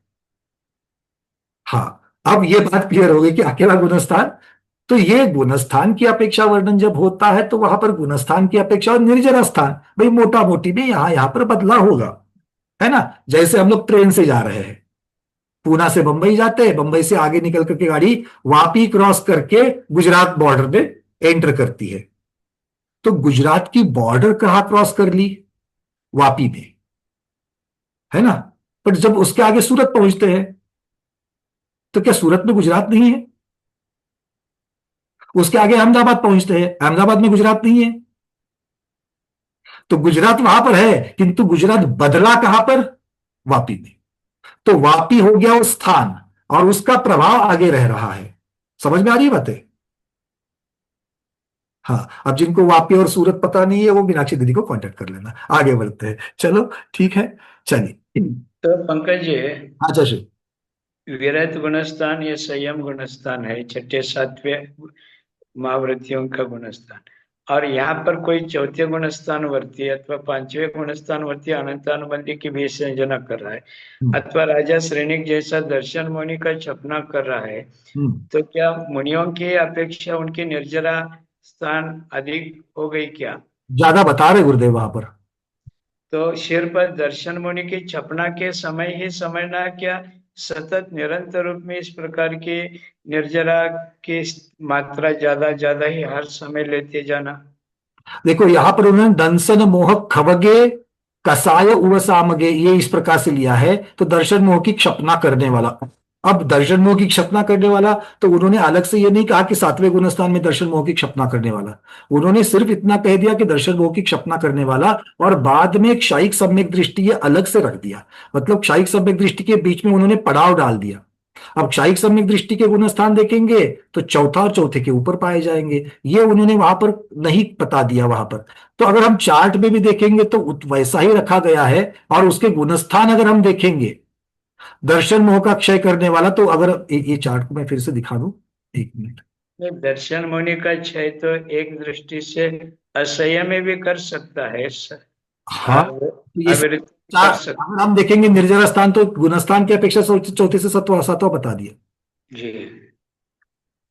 तो ये इसका मतलब है कि क्षायब शमिक मुनिराज से भी क्षायिक सम्यक दृष्टि श्रावक निर्जरा को प्राप्त हो। ये अब इसको लब्धि स्थान की अपेक्षा किस अपेक्षा से बता रहे हैं, निर्जरा किसके कौन से कर्म की निर्जरा की अपेक्षा से बता रहे हैं।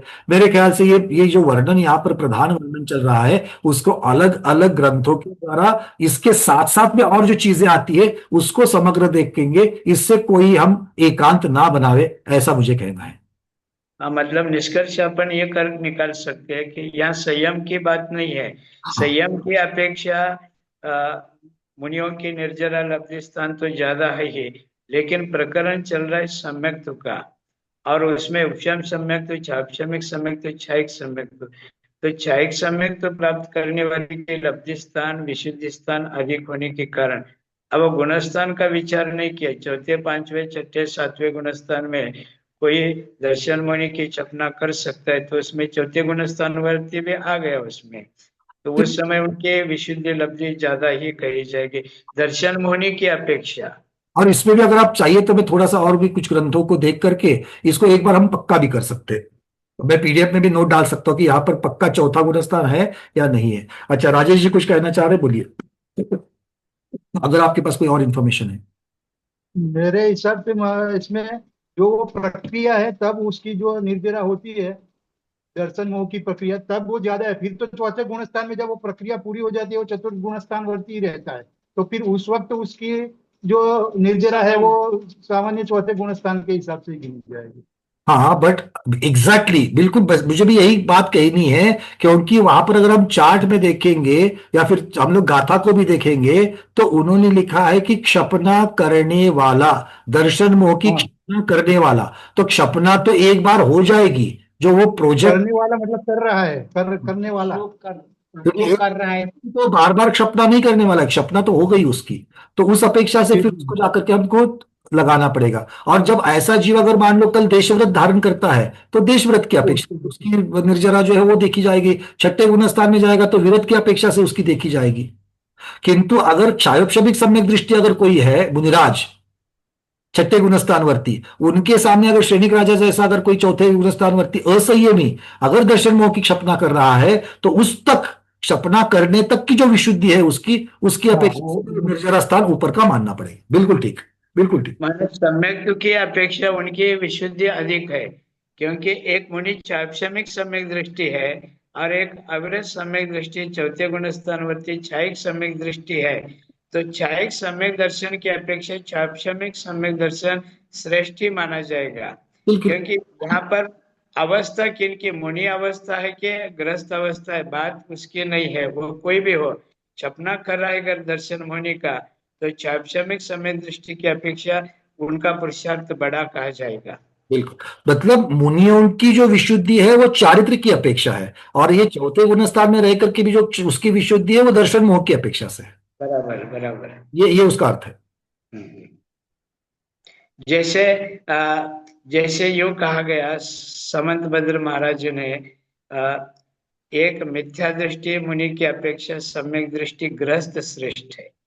तो यहाँ पर जो क्या ग्रह विरत की अपेक्षा गृहस्थी कोई श्रेष्ठ नहीं होता, लेकिन मिथ्या दृष्टि की अपेक्षा सम्यक दृष्टि श्रेष्ठ होता है। इस अर्थ में अपन जैसा लगाते हैं, ऐसे चापशमिक सम्यक दृष्टि मुनि की अपेक्षा एक क्षायिक सम्यक दृष्टि गृहस्थ श्रेष्ठ है, यूं कह सकते हैं। वहां गृहस्थी के दशा माने उसको महिमा मंडित नहीं कर रहे हैं। या तो सम्यक की जो अलग अलग जो क्वालिटियां हैं, तरतमता है, उसकी अपेक्षा यहाँ पर चर्चा, न कि व्यक्ति की चर्चा चल रही है। बिल्कुल बिल्कुल, मतलब कि उस विषय के अनुसार हमको लेना पड़ेगा कि किस विषय की अपेक्षा से ये लगाया जा रहा है। जी बराबर है। अब यहाँ पर और एक चीज यहाँ पर कह रहे हैं कि निर्जरा का जब चर्चा चलती है तो सविपाक निर्जरा, मतलब क्या है सविपाक निर्जरा और अविपाक निर्जरा, इस प्रकार से जब हम उसको देखेंगे तो अपनी स्थिति समय अपने समय के अनुसार जो स्वकाल होने वाली निर्जरा है वो सविपाक कहलाती है। मतलब सविपाक मतलब अपना फल दे करके निकलेगी, अपना फल दे दिया, समय हो गया, अब निकल जाएगी। ये तो मिथ्या दृष्टि की भी होती है। किंतु विशेष तप आदि के द्वारा अपने समय से पहले आत्मा से कर्म रूप से वापस विसर्जोपचय रूप में परिणत हो जाना, निर्जरा रूप हो जाना, वो कहलाती है अविपाक निर्जरा। और ये अविपाक निर्जरा जो है, इसमें मुख्यतः से तप का प्रभाव होता है। और तप का प्रभाव होने की वजह से तपसा निर्जराश्च, ये जो सूत्र आचार्य भगवंतों ने दिया हुआ है, तो अविपाक निर्जरा में तप के प्रभाव से ही समय प्रबद्ध में जो द्रव्य है उसमें असंख्यात गुना बढ़ोतरी होती है। ये मुख्यतः से हमको समझना है। तो सविपाक और अविपाक में ये उत्कृष्टता से नियम से जो उन्होंने चीज बता दी, ये अविपाक निर्जरा की अपेक्षा समय के पहले होने वाली निर्जरा और तप के प्रभाव से होने वाली, और उसके साथ तो सम्यक तो होगा, उसके बिना तो तप कहे नहीं जाएगा। तो ये वहां पर बाल तप कुतप की चर्चा नहीं है, तो यहां पर सम्यक्त्व वाले तप की चर्चा है। उसकी अपेक्षा से ये असंख्यात गुना निर्जरा का अलग से प्रमाण यहां पर बता रहे हैं। ठीक है, चलिए प्रश्नों को मैं लूंगा थोड़ा सा, पहले विषय को पहले पूर्ण कर लेते हैं। विषय पूर्ण तो होगा नहीं, तो निर्जरा का जो है वो तो हम लोग निर्जरा को थोड़ा सा रख देते हैं, क्योंकि अभी यहां से आगे मोक्ष का जो द्रव्य प्रमाण है वो किंचित उन 1.5 गुना हानि जो है उसकी चर्चा हमको करनी पड़ेगी। तो उस विषय को आगे ले लेंगे, बट समय थोड़ा सा कम है। सुजाता दीदी, आपका प्रश्न क्या है? अब तक का प्रश्न है क्या, बोलिए, उसके ऊपर डिसाइड करते हैं। द्रवास्त्रामध्ये विप्रसोपचे रूप कार्बन गणा कर्मरूप साक्षात परिणाम होता है, ये एक समय में होता है क्या? बिल्कुल एक समय में, बिल्कुल एक समय में। आणि संवर मध्ये काय दिले, संवर का द्रव्य प्रमाण एक समय प्रबंध होत आहे, मग संवर करायला तर खूप पुण्य लागतं, मग एक समय मध्ये कसं होईल? पुण्य तो लगता है, किंतु प्रक्रिया एक समय में होती है, और ऐसा नहीं कि एक समय में होकर के बंद हो आगे बंद हो जाती है, वो एक एक समय की अपेक्षा से बनी रहती है। अगर मान लो 5 मिनट संवर हो रहा है, मुश्किल है 5 मिनट संवर होना, बट 5 मिनट अगर मान लो उदाहरण के लिए, तो 5 मिनट में संवर, ऐसा नहीं कि अभी संवर शुरू हुआ और 5 मिनट के बाद में फिर उसका रिजल्ट मिला, नहीं, वो प्रति समय उसका रिजल्ट मिल रहा है। तो इसलिए ये सारी प्रक्रियाएं जो है, आश्रव भी तो लगातार होता है कि नहीं होता है? अभी आप स्वाध्याय लगातार आपको आश्रव पुण्य कर्म का हो रहा है, तो क्या सिर्फ एक समय के लिए पुण्य कर्म आए क्या? नहीं, पर जब आते हैं तो उसका हिसाब प्रति समय का रखा जाता है। ठीक है ना? आप विप्रसोपचे म्हणजे आत्म्याला लगेच वर्गणाची करतात, पण तसं हे संवर मध्ये अरे सुनो, तो एक उदाहरण देता हूं, समझ में आएगा। किसी को एनुअल पैकेज 12 लाख रुपए बताया जा रहा है, एनुअल पैकेज नौकरी का 12 लाख रुपए है, ठीक है ना, मतलब वर्ष में आपको 12 लाख रुपए का सैलरी मिलेगा। इसका अर्थ यह होता है क्या कि एक वर्ष भर काम करो, उसके बाद 1 वर्ष के बाद में आपको एकदम से 12 लाख रुपए देंगे? नहीं, अर्थ क्या है, महीना दर महीना 1-1 लाख रुपए आपको मिलेंगे, है ना? तो 1 महीने में आपको सैलरी पैकेज का एनुअल, किंतु आपको दी गई 1 महीना। अच्छा, 1 महीना जो दिया गया है वो 1 महीने का काम आपने क्या 1 महीने का एक शॉट किया क्या? वो भी प्रतिदिन की अपेक्षा से आपने जाकर के काम किया है, तब जाकर के 1 महीने का महीना तारा बन गया। वैसे ही आश्रव की प्रक्रिया लगातार चलती है, संवर की प्रक्रिया जब चलती है तब लगातार चलती है, किंतु वो प्रति समय की अपेक्षा से ही उसके ऊपर, क्योंकि वो उसका प्रमाण है, वो उसका प्रमाण है। इसलिए एक समय की अपेक्षा होने की वजह से एक समय में कितना द्रव्य आया या कितना द्रव्य रुका, जितना आने वाला था उतना ही तो रुक जाएगा, क्योंकि रुकना आने के एग्जैक्टली उल्टा है, परिणत होने की उल्टा है। इसलिए जितना परिणत होने वाला था उतना ही प्रमाण संवर का भी माना जाएगा, जितना प्रमाण आश्रव का उतना ही प्रमाण संवर का माना जाएगा। ठीक है। अच्छा, और एक बात समझ लेना, समय प्रबद्ध जो है, आज अभी के समय का समय प्रबद्ध और 10 मिनट के पश्चात का समय प्रबद्ध अलग अलग हो सकते हैं। कहा तो जा रहा है समय प्रबद्ध मतलब एक समय में बंधने हुआ परिणत होने वाला द्रव्य, किंतु उसके प्रदेश अंदर आने वाले परमाणु की संख्या, वर्गना की संख्या थोड़ी बहुत बदलती है। कितनी होगी? नियम से अनंत ही होगी, किंतु अनंत में भी फर्क होता है। ठीक है, वो समझ लें। चलिए, धन्यवाद। हाँ भाई, और किसी का प्रश्न? क्योंकि हम बाकी सारा तो देख लिया, मोक्ष का वर्णन जो है, मोक्ष का जो द्रव्य है उसकी चर्चा हम कल करेंगे। सुनीता दीदी, उसके बाद प्रमोद जी। नमस्ते गुरुदेव, वंदना भैया जी। मेरा प्रश्न है कि जो सातिशय भाग जो है 7वें गुण स्थान का, अनंतानुबंधी की विसंयोजना, तीर्थंकर प्रकृति का बंध, और ये क्या सब तीर्थंकर पादमूल में ही होंगे? जहां जहां पर तीर्थंकर के पादमूल बताया गया है वहां पर तीर्थंकर पादमूल, 7वें गुणस्थान का जो सातिशय है उसके लिए तो फिर तीर्थंकर पादमूल की द्वितीयोक्षम जरूरत और नहीं। वहां क्षायिक भी बनेगा ना, वो ये तो क्षायिक बनेगा। वे थोड़ा सा विश्लेषण कर लेते हैं कि तीर्थंकर प्रकृति जो बंधना है वो तो तीर्थंकर भगवान के पादमूल में 16 करण का दर्शन विशुद्धि भावना की अपेक्षा से होगा, किंतु स्वस्थान अप्रवृत्त और सातिशय अप्रवृत्त, जहां पर सातिशय अप्रवृत्त में जहां पर अधप्रवृत्त करण होता है वहां पर तीर्थंकर भगवान के पादमूल की कोई जरूरत नहीं है। ठीक है, तो वहां द्वितीयोक्षम प्राप्ति करेगा या फिर क्षायिक बनेगा? तो द्वितीयोक्षम कहीं भी हो सकता है, द्वितीयोक्षम कहीं भी हो सकता है। वेदक ही रहेगा वो तो। हाँ, और वेदक वाला सम्यक्त्व वाला ही वहां नियम है, रहेगा। नियम है, हाँ, नियम है। हाँ वो तो नियम है, लेकिन वो ही जीव द्वितीयोक्षम करेगा या फिर उसकी विशुद्धि बढ़ी तो अनंतानुबंधी की विषय योजना के बाद में देखो, तो क्षायिक भी बन सकता है, तो उसके लिए फिर पादमूल आवश्यक। सबसे पहले तो समझ लीजिए क्षायिक वाले को औपशमिक होने की जरूरत नहीं है, क्योंकि उसने तो क्षपना कर ली, आप उसके पास कुछ भी नहीं है, मिथ्यात्व का, सम्यक मिथ्यात्व का, सम्यक्त प्रकृति किन्हीं का भी उसके पास सत्व ही नहीं है, तो उसको जरूरत नहीं है। क्षायोपशमिक वाले को क्षयोपशम सम्यक्त्व के साथ में ऊपर नहीं चढ़ सकता है, इसीलिए उसको उपशम की जरूरत है। ठीक है, अब जो या फिर वो वहां क्षायिक भी बन सकता है ना।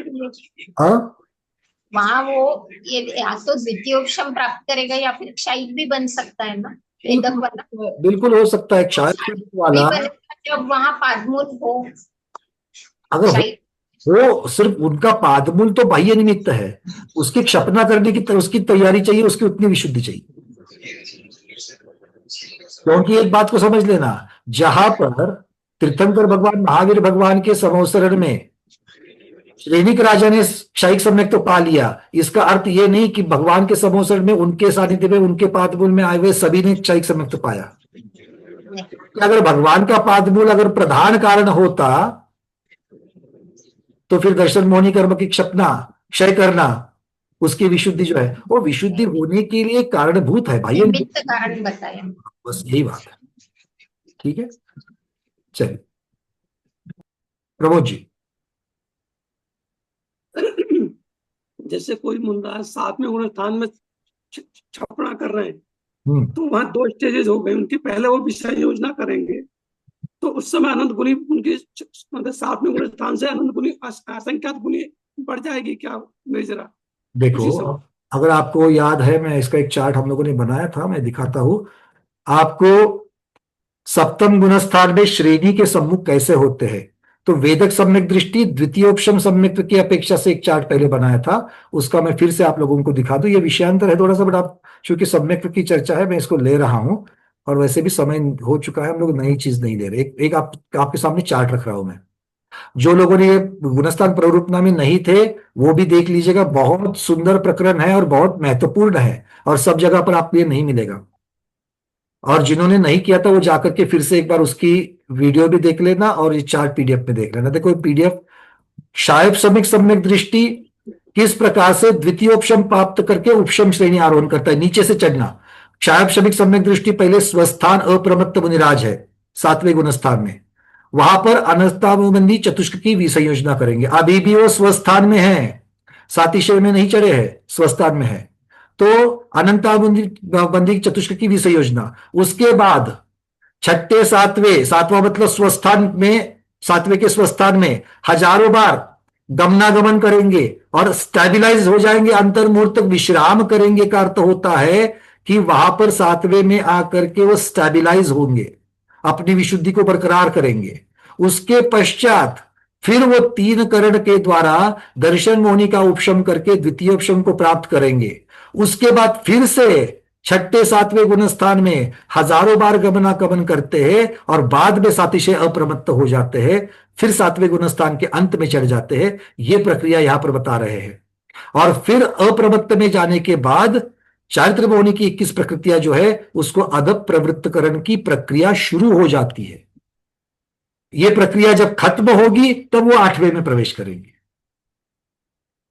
तो ये इस तरीके से महाराज क्षायोपशमिक वाले जो है वो द्वितीयोपशम को प्राप्त करते हैं। अब अगर क्षायोपशमिक वाले महाराज शायिक बन करके अगर श्रेणी को आरोहण करना है तो वो किस प्रकार से होगा, वो भी एक बार देख लेते हैं। देखो, ये वेदक सम्यक दृष्टि महाराज है, क्षायक श्रमिक सम्यक दृष्टि, ये अनंतानुबंधी चतुष्क की विसंयोजना और 3 करण के द्वारा दर्शन मोहिनी का क्षय करके क्षायिक सम्यक तो प्राप्त करते हैं। अब ये अप्रमत्त मणिराज स्वस्थान में है, 7वें गुणस्थान में है, ये 7वें गुणस्थान में ये कर सकते हैं। क्या क्या कर रहे हैं? अनंतानुबंधी की विसंयोजना, 3 करण, कृतकृत वेदक होना और क्षायिक सम्यक को पाना, ये सारी प्रक्रिया यहां पर आ गई। ये करने के बाद फिर 6ठे 7वें मतलब 7वें के स्वस्थान गुणस्थान में हजारों बार गमनागमन करके अप्रमत्त परिणामों के साथ अंतर मुहूर्त तक विश्राम मतलब स्वस्थान में खुद को स्टेबलाइज कर रहे हैं और फिर सातिशय में चढ़ रहे हैं। ठीक है, वहां पर 2 बार खुद को स्टेबलाइज कर रहे थे, यहां पर एक ही बार करने की चर्चा है। ये एक फर्क हमको दिखता है। ठीक है, मेरे को उस समय तो देख लिया, मतलब मैं कहता निर्जरा का क्रम क्या होगा, मतलब जैसे ही वो 7वें स्वस्थान में पहले तो विषय योजना करेंगे तो निर्जरा उनकी उस समय उसके अनंत गुना असंख्यात गुना बढ़ेगी कि नहीं बढ़ेगी, मेरा मतलब नहीं, वो तो देखो अब यहाँ पर निर्जरा जो बताया गया है, जो निर्जरा वो कर रहे थे स्वस्थान में। नहीं, एक मिनट, आपके अंतिम शब्द मुझे नहीं प्राप्त हुए। जो निर्जरा का स्थान जो बताया गया था वो स्वस्थान में ही बताया है। कहां से? देशवृत्ति के बाद का। अब वो महाराज जी तो पहले से ही उसको प्राप्त कर चुके हैं और वो पहले से 7वें गुणस्थान में पहले से है, तो यहां पर निर्जरा के स्थान की चर्चा नहीं है, ये उस अधप प्रवृत्त कर्म को प्राप्त करने की प्रक्रिया का वर्णन है। अच्छा, दूसरा एक बात, मान लो कि अब ये चर्चा है क्षपक श्रेणी आरोहण करने की, अधप प्रवृत्त कर्म में पहुंचने की पहले, अगर और यहां पर ऐसा विचार किया गया है कि भाई महाराज जी क्षायक श्रमिक सम्यक दृष्टि है, वो क्षायिक वाले बनकर के फिर अंदर जा रहे हैं, किंतु अगर कोई पहले से क्षायिक सम्यक दृष्टि 4थे गुणस्थान में उन्होंने पाया था और फिर वो मुनि महाराज बने और 6ठे 7वें में वो ऑलरेडी है, तो वो कहा जाएंगे तो लाल बाण से दिखाया है कि वो सीधे सीधे पहले से जो क्षायिक सम्यक दृष्टि बन चुके हैं उनकी प्रक्रिया सीधे यहां से वो सिर्फ 7वें गुणस्थान में स्वस्थान में जाकर के अंतर्मुहूर्त में स्टेबलाइज करेंगे और सीधे अधप प्रवृत्त कर्म करेंगे। क्यों? क्योंकि बाकी सारी प्रक्रिया उनकी हो चुकी है। तो इसीलिए ये पूरी प्रक्रिया में कौन कहां पर एंट्री करेगा, ये वाइल्ड कार्ड एंट्री के जैसा है। क्यों? पहले उन्होंने अपने को खुद को सिद्ध किया है क्षायिक सम्यक दृष्टि बन करके, तो सारी प्रक्रिया पहले से करने की जरूरत नहीं है। तो इस तरीके से इसको अगर हम देखेंगे, गुणस्थान और उसके साथ साथ में निर्जरा स्थान की अपेक्षा से वर्णन उसको अलग रखना, क्योंकि मैंने फिर से बताता हूं, निर्जरा स्थान का जो वर्णन है वो चेंज ओवर की अपेक्षा से है, उसका प्रभाव आगे टिकने वाला है। वो कैसे? वो गुणस्थान की अपेक्षा से टिकने वाला है। पंकज जी, हाँ चश, ये जो 11 निर्जरा के स्थान बताया, इसमें तीर्थंकर प्रकृति का बंध जिस समय होने लगता है उस समय भी उनके परिणामों में विशुद्धि एक अलग ही प्रकृति के रूप में होती है, तो उसको भी निर्जरा स्थान में विशुद्धि लब्धि की अपेक्षा क्यों नहीं रखा गया? अब नहीं रखा है उन्होंने, इसका मतलब नहीं होता है, मतलब ये सारे निर्जरा स्थान जो है वो चेंज ओवर स्थान नहीं है। इसका अर्थ ये होता है, ऐसा नहीं कि विशुद्धि नहीं बढ़ती है, किंतु वो जो विशुद्धि बढ़ रही है वो निर्जरा स्थान वाली विशुद्धि नहीं है, मतलब पहली की प्रक्रिया और अब नहीं होने वाली प्रक्रिया, इसका चेंज ओवर वाला वो जगह स्थान नहीं है, बॉर्डर वाला स्थान नहीं है। तो ऑलरेडी बॉर्डर वाला स्थान प्राप्त हो चुका है और वो इंटरनल स्थान में वो चेंज ओवर अपना अपना कर रहे हैं, ये इसका अर्थ होता है। क्योंकि मेरी जिज्ञासा इसलिए हुई है क्योंकि एक तो तीर्थंकर प्रकृति का बंध सम्यक दृष्टि करता है अथवा देश वृत्ति करता है अथवा दर्शन मुनि की विसर्जना करने वाला अथवा दर्शन मुनि की चपना करने वाला करता है, तो इनमें से कोई होगा तीर्थंकर प्रकृति का बंध करने वाला और कोई नहीं होगा। तो ऐसी स्थिति में उनकी एक विशिष्ट विशुद्धि लब्धि होने से तो ऐसा असामान्य प्रकृति को बंद करने की उपलब्धि वहां हो रही है। जो कह रहे मैं बात समझ रहा हूं, पर यहाँ पर बेसिक चर्चा वही है कि निर्जरा स्थान ये चेंज ओवर का स्थान है और तीर्थंकर प्रकृति को प्राप्त करते वक्त तीर्थंकर प्रकृति का बंध होने तक वो जो प्रक्रिया उनकी चल रही है उसमें कहीं पर भी जो पहले से गुणस्थान है वो गुणस्थान चेंज नहीं होता। इसकी तरफ अगर हम लोग ध्यान देंगे, मतलब जो जीव चौथे गुणस्थान में तीर्थंकर प्रकृति बांध रहा है, ऐसा नहीं कि तीर्थंकर प्रकृति की विशुद्धि, दर्शन विशुद्धि की भावना की जो विशुद्धि है उसकी वजह से उसका गुणस्थान चेंज हो रहा है, वो उसकी वजह से चौथे से पांचवें में नहीं जाएगा, या जो पहले से पांचवें में हो छठे में नहीं जाएगा। तो इसीलिए निर्जरा स्थान तो चेंज नहीं होगा, विशुद्धि बढ़ेगी, किंतु विशुद्धि अपने टॉलरेंस में बढ़ेगी, अपने बॉर्डर में, अपने क्षेत्र में बढ़ेगी। एक क्षेत्र को पार करके दूसरे क्षेत्र में जाने वाली जो निर्जरा स्थान जिसको कहा गया है वो वाली विशुद्धि वहां नहीं बढ़ रही है, ये उसका अर्थ होता है। नहीं, वो तो समझ में आ गया। जैसे कि चौथे गुणस्थान वर्ती ही कोई दर्शन मुनि की छपना कर रहा है अथवा अनंतानुबंधी की विष योजना कर रहा है, वह स्वगुण स्थान में रहते हुए भी यह प्रक्रिया चल रही है। इसी प्रकार इसमें भी ये क्यों लागू नहीं हो सकता? तो इसका अर्थ है कि जब क्षपना कर रहे हैं, दर्शन मुनि कर्मों का क्षय जब कर रहे हैं, तो वो जितनी विशुद्धि, मतलब मैं उल्टा तर्क नहीं लगा रहा हूं, तो मैं जो पहले दिया गया है उसको हम एक्सेप्ट कर रहे हैं। इससे यही अर्थ निकलता है कि क्षपना करते वक्त जितनी विशुद्धि होती है उस विशुद्धि से निर्जरा स्थान बदल सकता है, किंतु तीर्थंकर प्रकृति बांधते वक्त जितनी विशुद्धि होती है वो विशुद्धि एक क्षायक्षमिक वाले को भी हो सकती है, एक क्षायिक वाले को भी हो सकती है, चौथे गुणस्थान वाले को भी हो सकती है, पांचवें वाले को भी हो सकती है। तो इससे वो विशुद्धि इतनी बड़ी नहीं है कि उसको निर्जरा स्थान माना जाए। तो अगर ऐसा होता तो निर्जरा स्थान में आ जाती, मतलब इससे यही अर्थ निकलता है, ये मैं कहना चाहता हूं। किंतु तो ऐसा, ये उत्तर तो केवल ही भगवान ही दे सकते हैं। माने यहाँ निर्जरा की व्यवस्था बता रहे हैं, और तीर्थंकर प्रकृति का जो बंध होता है वो आश्रय बंध की व्यवस्था है, वो निर्जरा के अंतर्गत नहीं है। इसमें निर्जरा के अंतर्गत आने वाला वो विषय नहीं है, ऐसा आपका कहना हुआ? बिल्कुल, क्योंकि तीर्थंकर प्रकृति का उदय स्वमुख और प्रमुख तत्व से उनको फल मिलता ही रहेगा, किंतु यहां पर वो निर्जरा स्थान को प्राप्त करे इतना वाला चीज वहां पर नहीं हो रही है। बहुत सुंदर चर्चा। रेखा दीदी, आपका एक प्रश्न है, बोलिए। हाँ, वंदना भैया, नमस्ते गुरुवर। भैया, जब कोई जीव उपशम श्रेणी चढ़ता है, वो 11वें में पहुंच जाता है, उनकी आयु खत्म होती तो उनकी जैसा स्थान है वैसा रहेगा क्या? लेकिन वो जब श्रेणी से गिर जाएगा, उपशम श्रेणी से नीचे आ जाएगा, तो उनकी निर्जरा का कैसा समझने का? फिर से सारी चीजें कम हो जाती है।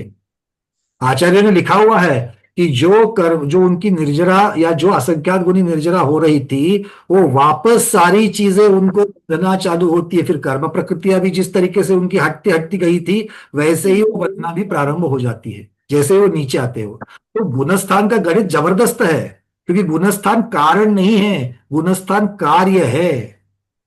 इसको हमेशा याद रखना, गुणस्थान कार्य है, क्योंकि आपकी विशुद्धि बड़ी थी इसलिए आप ऊपर के गुणस्थान में गए थे। ऊपर के गुणस्थान में गए करके विशुद्धि नहीं बढ़ी है, विशुद्धि बढ़ी इसलिए ऊपर के गुणस्थान में गए। फिर समय या आयु पूर्ण होने के पश्चात, आयु पूर्ण हो जाएगी तो सीधे चौथे में, अगर समय पूर्ण हो गया तो विशुद्धि उतने देर तक ही विशुद्धि टिकती है, नहीं तो विशुद्धि कम हो जाती है। विशुद्धि कम होती है तो विशुद्धि कम होने के बाद जो परिणाम होंगे वो तो सारे उनको लागू हो ही जाएंगे, ये उसका अर्थ है। ठीक है, एक उदाहरण देता हूं पेन किलर का। पेन किलर का अगर हम लोग उदाहरण लेंगे तो मुझे बहुत दर्द हो रहा है, मैंने पेन किलर ले लिया। पेन किलर का जब तक असर बढ़ते बढ़ते बढ़ते बढ़ते जाता है वैसे वैसे मेरा पेन कम कम कम होते जाता है। एक अवस्था आती है कि मुझे पेन बिल्कुल नहीं हो रहा है, किंतु जैसे ही मुझे पेन होता है हम क्या कहते हैं? पेन किलर का असर उतर गया। तो दर्द आया इसके लिए पेन किलर का असर उतर गया, या पेन किलर का असर उतर गया करके दर्द शुरू हो गया? कारण कौन है, कार्य कौन है? ये जैन दर्शन में बहुत बड़ी बात है। इसीलिए कारण कार्य व्यवस्था बहुत महत्वपूर्ण है। विशुद्धि घट गई क्योंकि उस विशुद्धि को अंतर मुहूर्त से ज्यादा बरकरार नहीं कर सकते हैं, क्योंकि आपने उसको समूल नाश ना करते हुए, किंतु उसको जैसे कि आपने उसको बोली भाषा में कहा जाए तो जैसे भूल देते हैं ना, मतलब भूल मतलब क्या होगा, एनेस्थेशिया देते हैं, वैसे आपने उसको थोड़ा देर तक एनेस्थेशिया दे दिया है, बस ये बात है। तो तो जागृत अवस्था में आएगा ही आएगा, और जागृत अवस्था में आएगा तो जो जो चीजें जागृत अवस्था में भोगनी है वो वापस फिर से भोगनी पड़ेगी उसको, है ना डॉक्टर साहब? सब डॉक्टर बड़े खुश हो रहे हैं इससे।